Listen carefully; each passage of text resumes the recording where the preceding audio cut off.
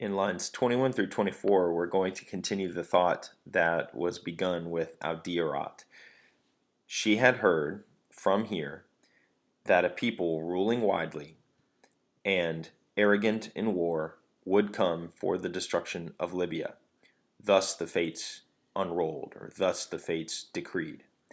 Fearing this, the Saturnian, mindful of the ancient war, I guess we should add in the and here, and the Saturnian, mindful of the ancient war, she first, which she first at Troy, on behalf of her dear Argives, had waged. And again, we have the continuation of the thought here with Audiorat. So she had heard that, and we have an indirect statement here. The basic essential parts of the indirect statement are populum as the subject accusative, or what I tell my students is the twisted object. That she had heard that a people, and then when term, and there should be an essay in here, the future infinitive.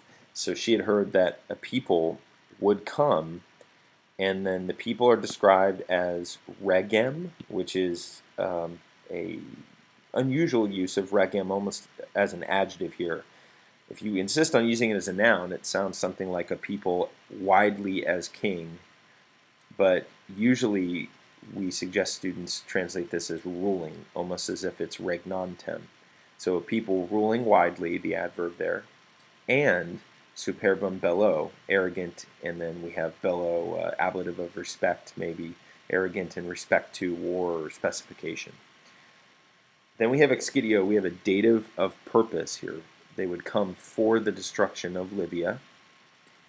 And again, another part of the indirect statement. She had heard, thus the fates would decree, or the fates had decreed, I guess. So we should take that as the same tense as Audiorat.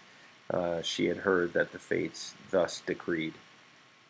And then we have the period here, so a new thought. So fearing this, it is the direct object, and the Saturnian, and that's Juno, right, of Saturn, the daughter of Saturn, mindful, and there's that memoir that we saw up in the first 11 lines of the Aeneid, a nice callback, mindful of the old or of the ancient lore, which, and so quod is calling back to bellum there, the neuter.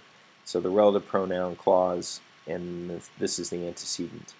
So which she first had waged at Troy for her dear Argives.